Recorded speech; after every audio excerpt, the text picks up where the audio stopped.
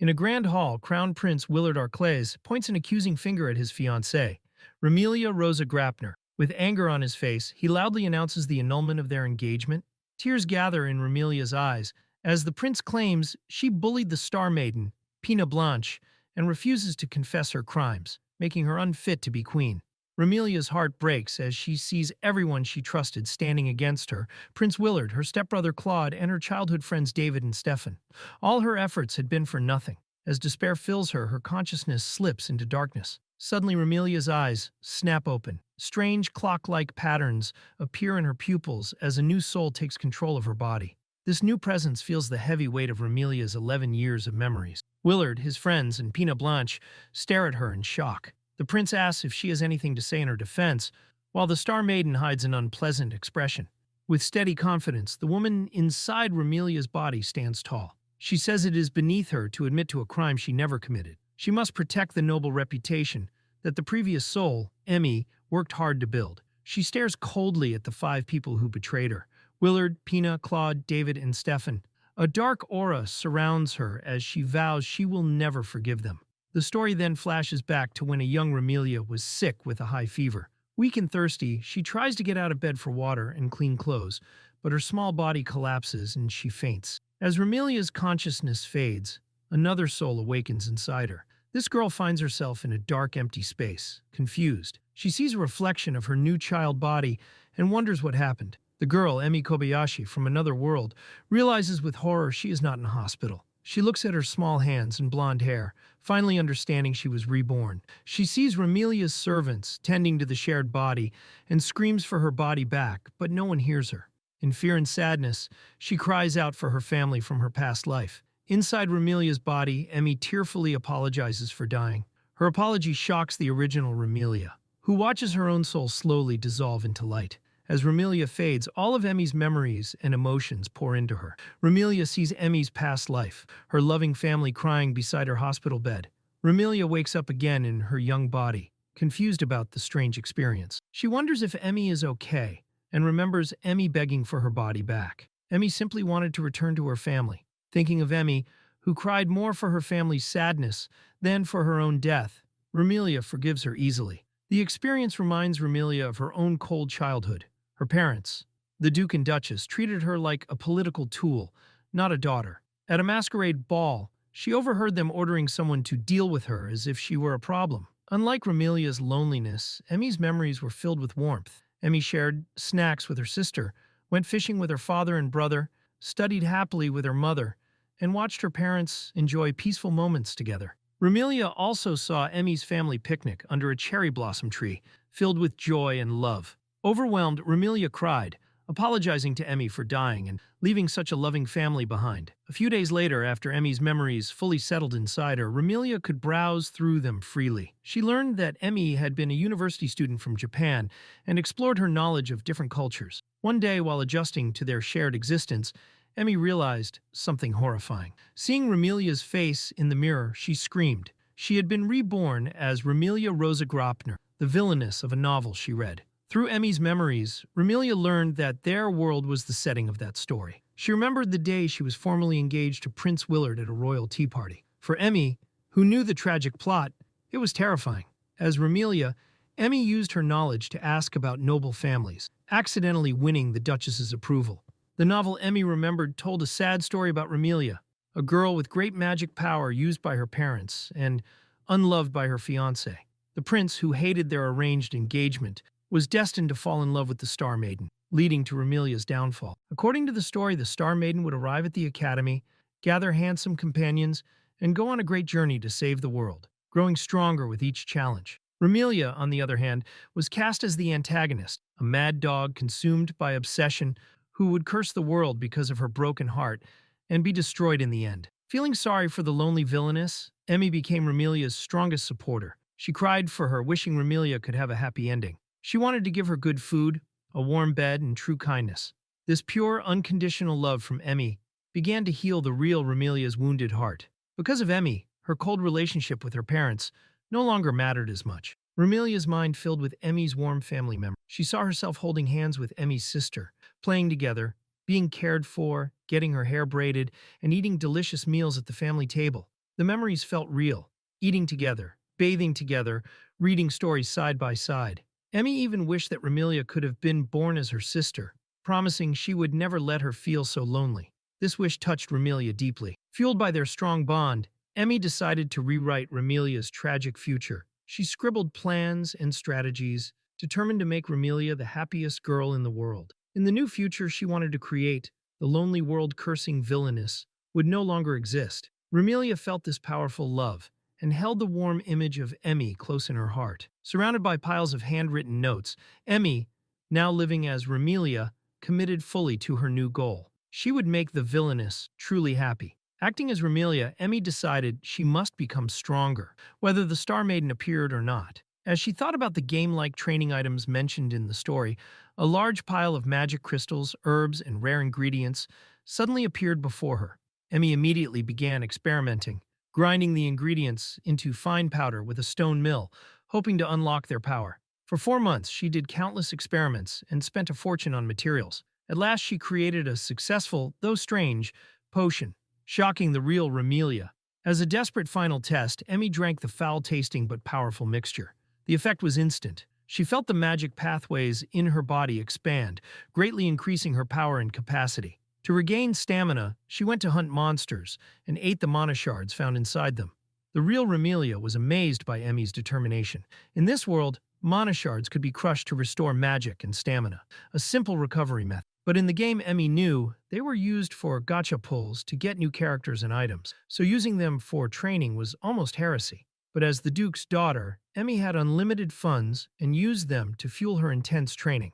The scene shifts to a dark forest, where a lord and his guards are attacked by bandits. The situation is desperate, and the lord is about to be killed from behind. Just as the weapon is about to strike, a huge blast of magic erupts, stopping the attack instantly. Emmy steps out of the shadows and checks on the lord, who turns out to be Claude's father. He looks up in shock, saved by someone he never expected. Now a magical genius, Emmy had changed the original story, preventing the death of Claude's father. The Viscount stares at her in disbelief, recognizing her as Remelia. Emmy expresses her relief that she could save him, and the real Remelia smiles, happy that Emmy was truly changing their fate. But even with Emmy's help, the original plot still pushed forward. Claude's father later died from a widespread epidemic, a fate Emmy couldn't stop. Because of this, Claude became an orphan and was adopted into Remelia's family, becoming her stepbrother, just like in the original story. In the original plot, Claude believed his father hated him because his mother died during childbirth. The Star Maiden was supposed to clear up this misunderstanding by finding a letter from his father. But because Emmy saved the Viscount, he lived long enough to fix his relationship with Claude himself before dying. Even though his father wasn't killed by bandits, Claude was still heartbroken. After he was adopted, Emmy showered him with sisterly love, helping him heal. He grew from a tired, lonely boy into a kind and innocent young man she considered precious. And he, in turn, developed gentle feelings for her. Emmy also helped David, who struggled with an inferiority complex compared to his older brother, a sword prodigy. In the game, only the Star Maiden recognized David's talent. But Emmy told him directly that he had a unique fighting style only he could master. Inspired by Emmy's intense training with mana shards, David entered the forest alone to become stronger. But he had only ever fought in one-on-one duels. Faced with a group of monsters, he was quickly overwhelmed and nearly died. At the last moment, Emmy arrived and saved him. Defeated and embarrassed, David asked if she came only to laugh at him. Instead, Emmy smacked him on the back and burst into tears, calling him an idiot for being reckless. She said that when a friend is doing something dangerous, of course, she would come to stop him. David was left speechless by her genuine care. While walking through the forest together, Emmy asked him why he wanted to be stronger. He confessed that he dreamed of standing at Prince Willard's side. Then Emmy realized the truth. He wanted to support Remelia, the future queen, for her sake. Emmy's kindness also reached Stefan, who wanted to be a musician instead of inheriting his father's role as royal mage. She encouraged him to follow his dream and speak honestly with his father. Later, Stefan was deeply moved by a beautiful song Emmy sang from her past life. Believing she composed it, he felt unworthy and almost gave up on music. But Emmy desperately begged him not to quit. She told him his violin playing filled her heart with warmth and emotion. She also cleared up the misunderstanding about the song, saying she had heard it in a dream. Touched by her words, Stefan said that her beautiful heart must be the reason her singing sounded like a fairy's voice. Helping people came naturally to Emmy, and as she saved more and more people, Her own talents bloomed. Soon she had grown into the perfect image of Lady Remelia. But this created an unexpected problem. Prince Willard, her fiancé, began to grow jealous of her fast-growing power and influence, something that never happened in the original story. One day, in a moment of weakness, Willard confessed his jealousy to Emmy. He admitted he felt ashamed. Her talent, her achievements, and the way she solved every issue made him feel frustrated, especially because she was working so hard to stay by his side. When Emmy began to cry, saying she never wanted to hurt him, Willard saw her differently. For the first time, he saw his childhood friend as a woman. Realizing all her efforts were for his sake, he gently touched her hair and smiled. He told her that although she was a little wild, his own stubbornness made them a matching pair. It was good that they were partners. His warm words and soft smile made Emmy blush, her heart fluttering. Watching from within, the real Remelia felt deep happiness. Emmy's wish, to give the Villainess a happy life, was all Remelia ever needed to be content. For Remelia, simply watching Emmy live joyfully brought her more happiness than anything else. She prayed that this peace would last forever, and that Emmy and Willard would reach their happy ending together. But as she watched Emmy from inside the portrait, she knew this peaceful life was about to end. The story returns to the present at the academy. A new student has arrived, the prophesied Star Maiden. She walks confidently toward Emmy, who is inside Remelia's body, and gives her a smirk. Looking straight into her eyes, she says, "You're a transmigrator too." Remelia. At the academy, students admire the glowing presence of the student council as they pass by. Two girls excitedly say how Lady Remelia saved one of them just the day before. They talk about how Remelia, who entered the school on her own merits despite being a commoner's daughter, in their misunderstanding, protected her from bullying nobles with a clever excuse. They praise Remelia's kindness, intelligence, and exceptional magic. Others join in, listing her achievements, developing new medicines, creating public hygiene supplies, inventing flameless cooking tools, establishing a free lunch policy for children in her family's territory. Her good deeds earned her the title of the Perfect Lady. One day, Remelia's friends bring news. A strange new student has enrolled. The tale sounds like a fairy tale come to life. The girl standing with the teacher is the legendary Star Maiden, said to appear when the world is in danger. A new chapter begins. The Star Maiden and Ugly Lies. In class, the new student introduces herself. "I'm Pina Blanche, the Star Maiden." The teacher explains that new government policies now allow girls with awakened abilities into the academy. Students, especially Willard, David, and Stefan, stare at her, wondering if she really has the rumored power to enhance others' abilities just by prayer. Pina simply says she hopes to get along with everyone, despite being a commoner. Later, the student council discusses her. Willard doubts she is truly the Star Maiden, while David notes that the world doesn't seem to be in danger yet. They decide to keep an eye on her. Meanwhile, Emmy feels her heart pounding. The original story is finally beginning.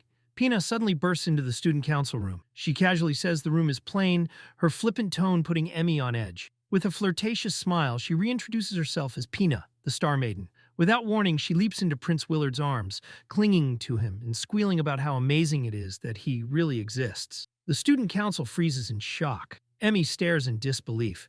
Willard immediately pushes her away and scolds her. Hugging an engaged man the moment they meet ruins her reputation. Claude, David, and Stefan rush over to reinforce his words, reminding Pina that as a supposed fan, she should know he is engaged to their sister, Remelia. Pina blinks, surprised by how united they are. She quickly apologizes and storms out, slamming the door behind her. Later, as Emmy walks down the hallway, Pina stops her. Emmy remembers that in the game, the heroine was controlled by the player, so her personality might be different than expected. Dropping her sweet act, Pina glares at her. She accuses Emmy directly of being a transmigrator. When Emmy pretends not to understand, Pina gets furious. She points out everything that is different from the game. Emmy's good relationship with Claude, David, and Stefan, Willard actually caring for her, Remelia not being a villain at all. Pina's voice twists with anger as she accuses Emmy of using future knowledge to manipulate the male leads since childhood. She calls Emmy's actions vulgar and disgusting. Then she screams, "Are you trying to make a reverse harem for the Villainess?" Finally, Pina declares that Emmy is nothing but an anti-fan destroying her story before storming away and leaving a stunned Emmy behind. Alone and heartbroken, Emmy thinks about everything. She never meant to ruin the story. Now she realizes Pina is also from her world. She remembers how she always credited her successes to her past life's knowledge, not to her own talent. She thinks of Willard's warm smile and his words about them being a good match. She knows that, in the original game, Willard was a love interest only for the heroine. Maybe that is the story's proper path. But Emmy believes something else. Stopping deaths, stopping suffering, and giving everyone a chance at happiness is far more important than following the original plot. Hoping to find common ground, Emmy decided to talk properly with Pina, believing that as fellow transmigrators who knew the tragic future, they could work together. But every attempt failed. Pina constantly clung to Willard and the others, making it impossible to speak with her privately. Things quickly got worse. Pina began reenacting events from the game, but with a cruel twist. She interrupted Stefan's violin practice, giving shallow, incorrect praise that annoyed him instead of charming him. In the library, she approached Claude with irrelevant questions, causing him to ignore her. She barged in on David's training with overly familiar behavior, which he later told Emmy felt just strange. With Prince Willard, she repeatedly pretended to fall, forcing him to help her up every time. Watching from within, Remilia realized that Pina had completely failed to replicate the genuine charm of the Star Maiden. Without the proper context, the story was not unfolding as it should. Yet slowly, things began to go wrong. After one of Pina's staged falls, Willard's attitude softened toward Emmy suspected that the original story's manipulative power, or a special item, was influencing him. The effect was small, but Pina's triumphant, unsettling grin revealed her true intentions. Soon Willard and the other boys acted unusually friendly toward Pina. The student body, once cautious, now saw her supposed cuteness and naivety as someone to protect. By the time Emmy realized the extent of Pina's influence, it was already too late. More than half the academy was under her sway, and even those uninvolved refused to take Emmy's side. Vicious rumors about Emmy spread like wildfire. Students whispered that she bullied the Star Maiden, forced her maid to eat bugs, and burned her clothes. From the void, the real Remilia screamed for Emmy to fight back and refute the lies. But her warnings went unheard. Emmy was devastated. She had lost the trust of everyone, including the boys she had worked so hard to protect. Willard dismissed her pain, telling her to be kinder to Pina. He demanded to know why she had made Pina cry. Despite Emmy's desperate pleas of innocence, her words were twisted into a false truth. The boys she once considered friends betrayed her completely, siding with a tearful Pina and telling Emmy she had nothing to apologize for.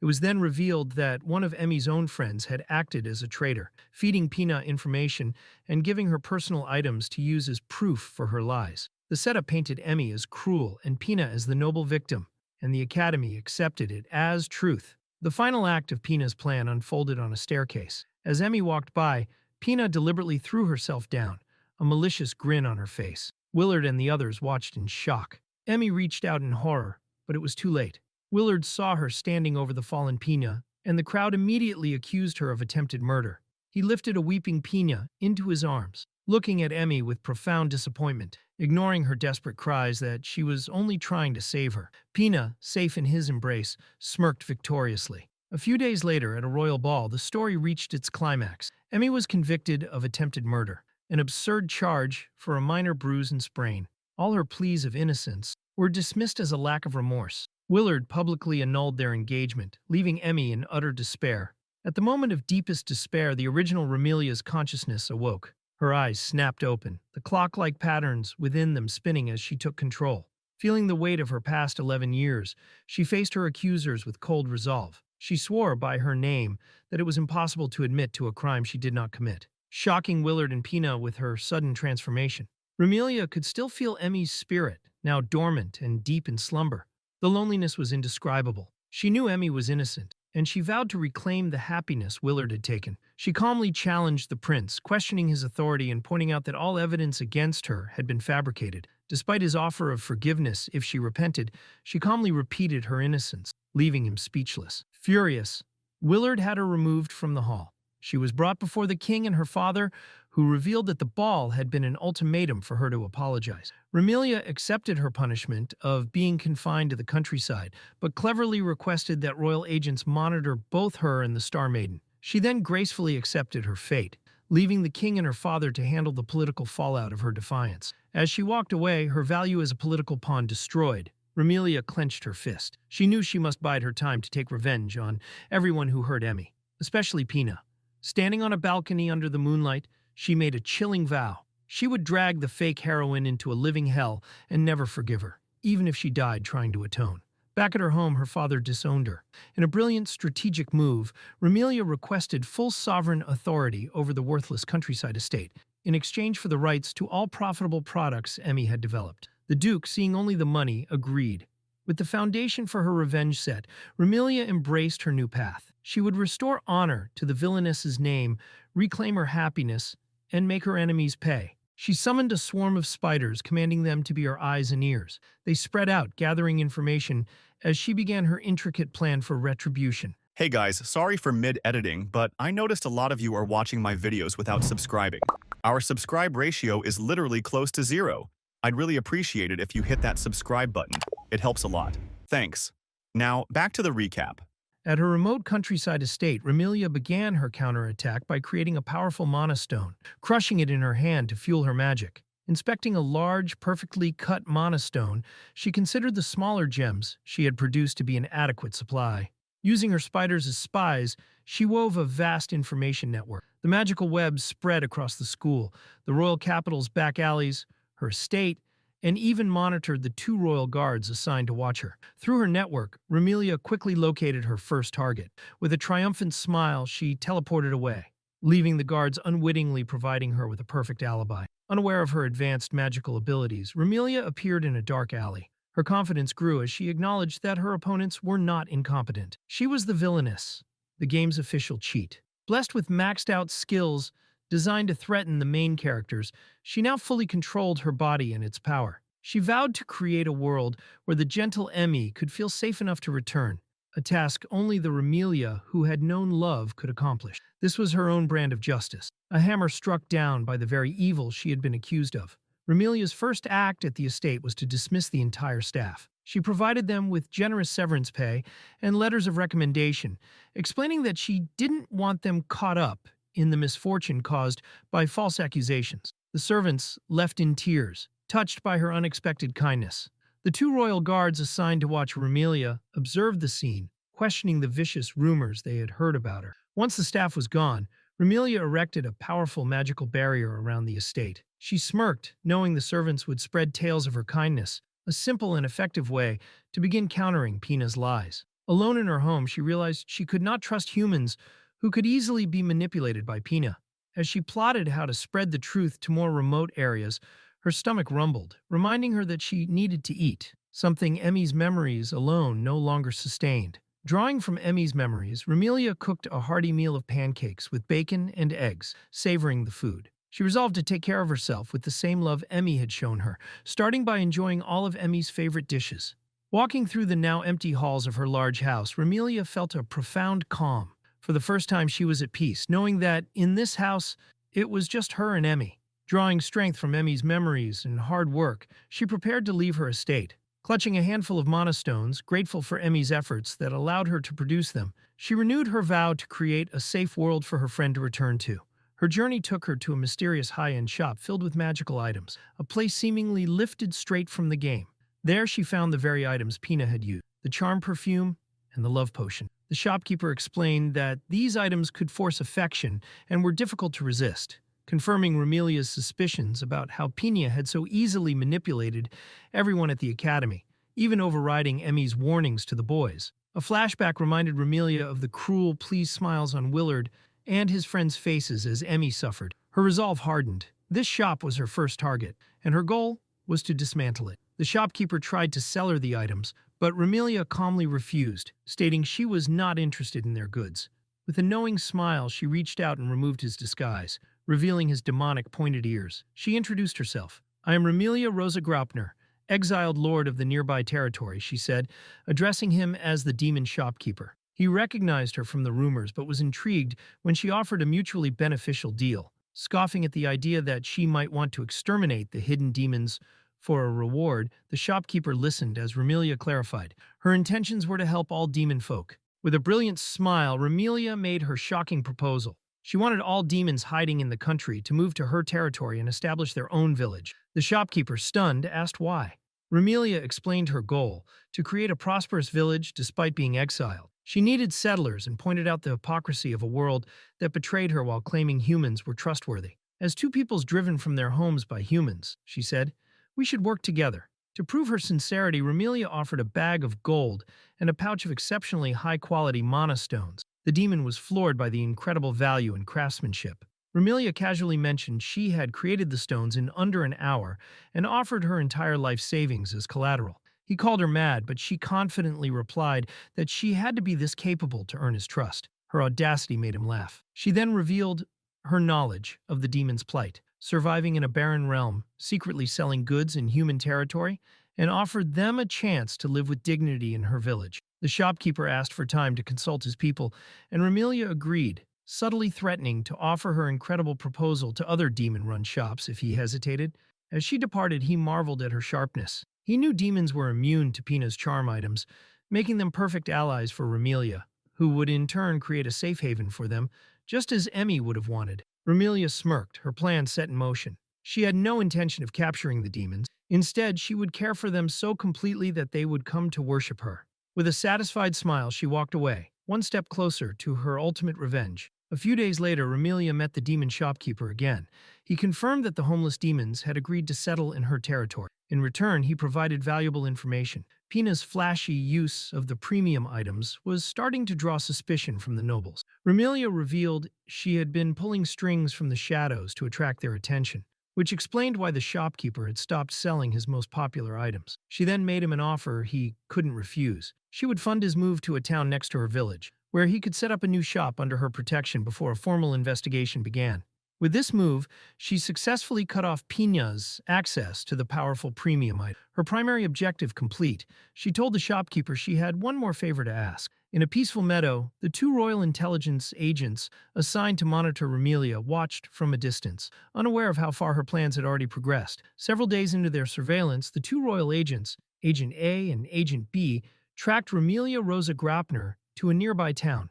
Agent B scoffed at her seemingly easy life, while Agent A speculated that she was out shopping after dismissing her helpers. They reminded each other that their duty was only to report the facts, but both were soon shocked by what they witnessed. At the Adventurers Guild, Remilia completed her registration and received her guild tag with a polite "thank you."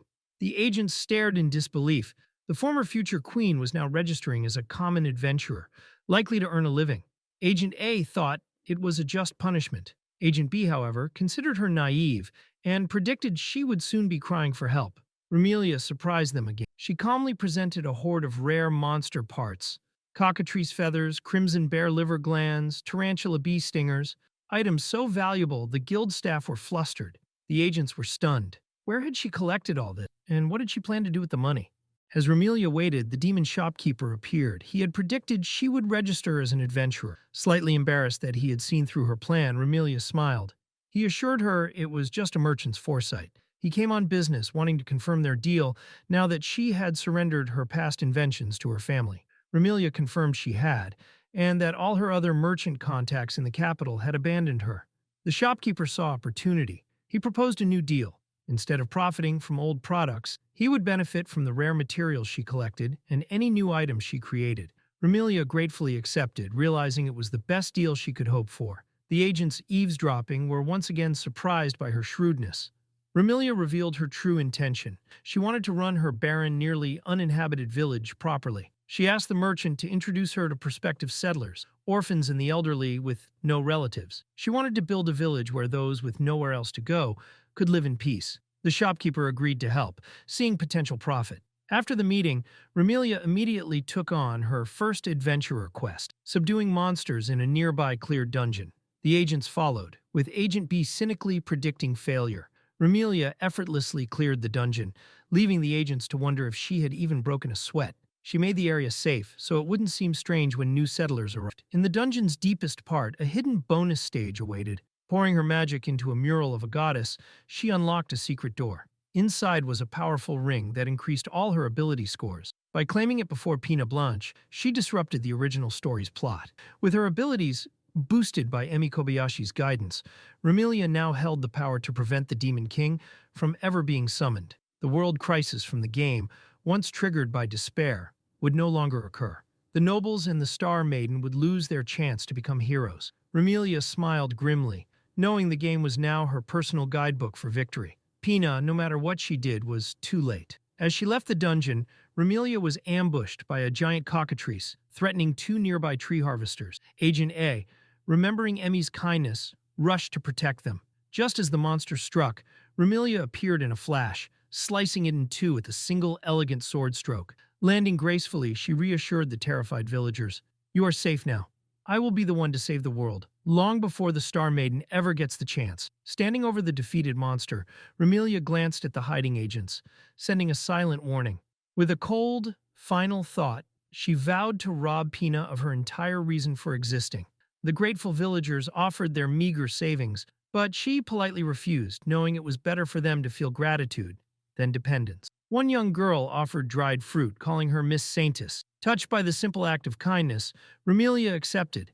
After the deed, the agents offered her a ride back in their cart. Agent B gruffly explained it was for logistical reasons, but Remilia smirked, seeing through the pretense. She had won them over. The villagers' innocent praise made Remilia smile. She realized that the Remilia Emmy had created, kind, intelligent, and pure, truly deserved the title Saintess. Caught up in the moment, she ended up giving away too much of her earnings as charity. Remilia continued her mission. She visited a desert city plagued by drought caused by a dragon god. Summoning a magnificent water dragon, she brought rain and pacified the angry deity. The grateful citizens thanked her, but she humbly claimed she was following a divine mission. Rumors of her kindness and power spread, countering Pina Blanche's lies. Over the next few months, Remilia cleared several more game events, preventing disasters and further tarnishing Pina's reputation. Having acquired the fifth and final key from the desert country's dungeon, Remilia Rosa Grapner was ready to advance the next stage of her plan. After 3 days away, she decided to return to her village, eager to see the progress and the people she had gathered there. As she stood confidently, a sword resting on her shoulder, the children of the village greeted her with joyous cries of, "Welcome home!" She smiled warmly, happy to see them thriving. The children eagerly reported their progress, attending school, studying, composting, and even repairing old houses for new arrivals. They proudly shared that the village chief was home, a secret they had been keeping. Remilia visited the village chief, revealed to be the demon shopkeeper, Thorn, who had been managing the village during her absence. He had taken a break from his capital business to ensure the community ran smoothly. Surprised by her sudden appearance, Thorn listened as Remilia thanked him for his hard work, noting that he had even used his own funds when hers ran out. Bashfully, he insisted it was merely an investment. Both expressed gratitude for the thriving community they were building. Thorn pointed out the healthy, happy children who had once been starving in the slums. Remilia explained she was simply doing what felt right, what Emmy Kobayashi would have done. Her actions were part of her ultimate goal, fulfilling Emmy's wish for Remilia's happiness. Looking out at the village, Remilia saw the fruits of their labor. The once ragged children were now well-fed and clothed, and the fields were beginning to flourish. The first settlers, children aged 2 to 14 from a poor district of the capital, had found a new home. Remilia greeted new arrivals, former slum children who were wary and tense from past hardships. She introduced herself as Remilia, lord of the village, assuring them they were safe. She understood their fear, knowing they were demon children fleeing the miasma-spread realm. In the human world, they had suffered poverty and lost their dignity. She gathered the children for a meal, promising not to demand their trust but to earn it. She offered renovated abandoned houses for them to live in with no obligations. When one older child asked if they must repay her, Remilia smiled and explained her only request. Help cultivate the fields, and their reward would be daily meals. The village thrived. Thorn continued supplying necessary goods, and the children, no longer starving, began to enjoy their new lives. One night, a loud banging interrupted Remilia and Thorn while they discussed village business. Children panicked. A 2-year-old had a fever that healing magic could not cure. Remilia realized this was due to physiological differences between demons and humans, a perfect opportunity for research. Merritt, an older boy, blamed himself for not speaking up sooner. He confessed he had feared being seen as useless or a burden, a trauma from being cast out. Other children, terrified of abandonment, offered themselves in his place, begging Remilia to save the little one. Deeply moved, Remilia reassured them that they had been brave to rely on her, and it was her job to protect them. She took the sick child to her house to treat him. Thorn, impressed by her skill, provided a vial of medicine. After the child recovered, Remilia earned the complete trust of the demon children. This event allowed her to study demon physiology and persuade other demons to join their community. With a growing population, she planned to develop special goods using their unique magic and distribute them through merchants like Thorn, executing ideas Emmy Kobayashi could never fully achieve. As Remelia prepared to leave again, the children begged her to stay. They proudly told her they could now cook the meals she had taught them.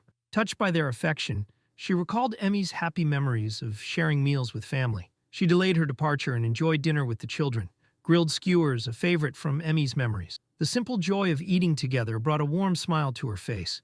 The next day, Remelia set out on her journey, arriving at a massive underground city carved into a mountain, the Kingdom of the Dwarves. She marveled at the bustling, international city filled with many races. Suddenly, a small hooded figure bumped into her. Catching the figure, they both apologized. Looking into the young dwarf's flustered face, Remelia smiled. She had found her next target. The young dwarf shyly introduced herself as Sarah, the princess of the Dwarven Kingdom, whose sister was Pushyak, the holy princess. Behind them loomed a grand clock tower. A dwarven blacksmith toiled at his forge high above the sparkling city. Sarah cheerfully called for Remelia to hurry up. Smiling, Remelia enjoyed her time with her new friend. They explored the city, trying foods and admiring crafts. Sarah reassured her that even nobles were lining up for an audience with her sister, and that the holy princess would accommodate Remelia's needs. As they parted, Sarah asked Remelia to share her dungeon adventures next time. Remelia proceeded to the Grand Dwarven Palace, planning to befriend Sarah to gain an audience with the Holy Princess, a feat the original Star Maiden, with her poor first impressions, could never achieve. Two guards greeted her, informing her that the Holy Princess awaited. Smirking, Remelia knew she didn't need charm perfumes. Emmy Kobayashi's guidance was enough. In the throne room, a magnificent hall with a throne of fire, the Holy Princess Pushyak greeted her, revealing that her sister had already briefed her on Remelia. She acknowledged rumors of Remelia's prophecy and deeds, cutting straight to the point. "What is it that you seek?" Feeling the immense power radiating from the princess, Remelia confidently explained her purpose. To be granted the sacred armor from the god of the flame, a tool to prevent a world-ending catastrophe. The Holy Princess Pushyak was intrigued. She had never heard such an audacious request. "Who do you intend to go after with this armor?" she asked, her voice tinged with curiosity. The sacred armor was known to defy God's judgment. With a chilling smile, Remelia Rosa Grapner revealed her targets: the Lord of Heavens and the Creator. The sacred armor, after all, was a weapon meant for humans to slay gods. The holy princess burst into laughter, impressed by her boldness. "Why would you go after the two strongest gods?" she asked. Remelia explained the origin of the miasma destroying their world. She recounted the secret history of the world. In the beginning, gods inhabited heaven, while humans, dwarves, and elves lived on earth. One of the first-generation gods, the Creator, discovered humans and began intervening in their world, granting skills and crops, while other gods caused natural disasters. Humans, in turn, built temples and deepened their faith. Pushyak was impressed by Remelia's knowledge, previously known only to the gods. She asked how the Creator and the Lord of Heavens were connected to the miasma. Remelia explained, "When gods use their powers on earth, fatigue called stagnation accumulates, manifesting as miasma. Over time, the gods ceased descending directly, using shrine maidens and priests as intermediaries. The Creator, however, overexerted his power, leaving the goddess of purification, Rege, to cleanse the stagnation. The root of the crisis was the Lord of Heavens. Rege had rejected his advances and was imprisoned. Consumed by heartbreak, he became a tyrant. Without purification from Rege, the Creator left humanity to shoulder the burden, and miasma overflowed from him, creating the dungeon monsters. Though this delayed the inevitable, the world remained on a path to destruction. Having traversed the world and gathered the keys to the heavens, Remelia now stood before Pushyak, a mortal daring to confront the divine. She beseeched the holy princess to grant her the sacred armor. Pushyak asked if she did not fear defying the gods. Remelia's gaze burned with determination. "The despair of watching those I hold dear suffer is far worse than slaying gods." Impressed, the holy princess revealed that she had bestowed the sacred armor upon humanity millennia ago. Amazed by the coincidence that Remelia now sought it, she promised to craft the greatest sacred armor with all her heart. Ever prepared, Remelia presented all the legendary grade materials required, leaving Pushyak and her attendants speechless. She swore to return the armor once the two gods were vanquished, noting that such a powerful artifact could cause strife if misused, a sentiment that echoed Emmy Kobayashi's wisdom.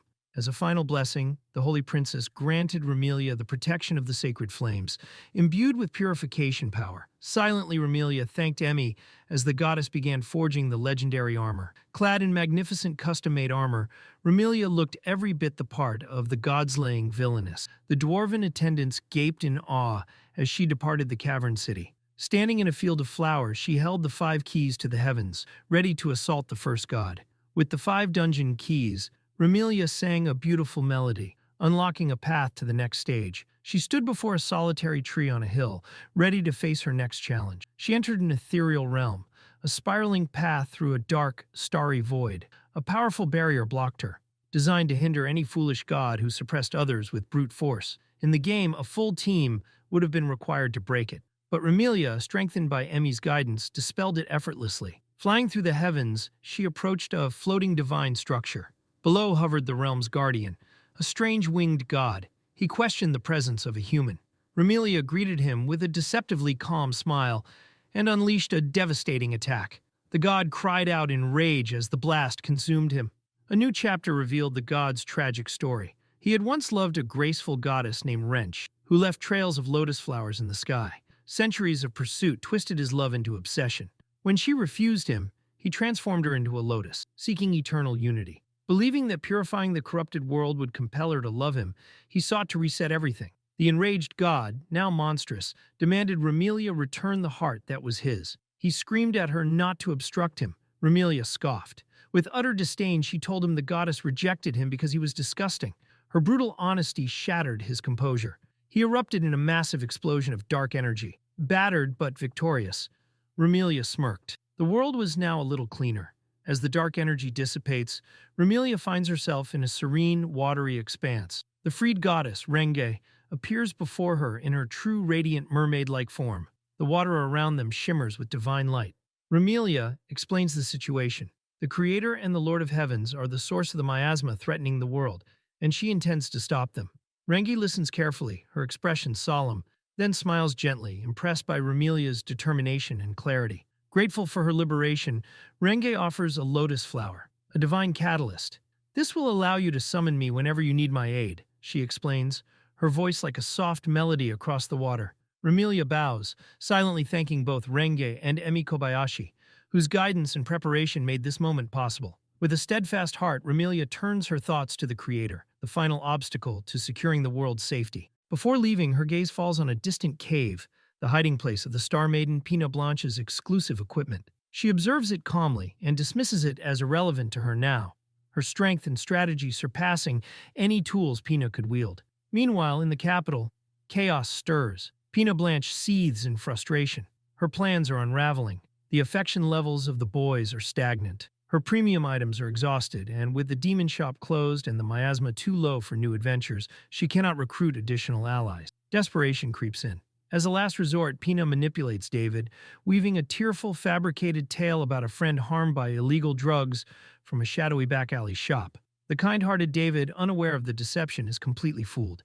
He pledges to report the matter to the commander, praising Pina for her kindness, all while a royal agent watches silently from the shadows. Back in the throne room, a female knight approaches Queen Remelia's mother, wishing to report on the Star Maiden, Pina Blanche. Unseen by all, one of Remelia's spy spiders crawls silently along the throne, ready to relay every whispered word and secret observation directly back to her. Every move of Pina, every rumor, and every deception is now under the watchful eyes of the villainess turned protector.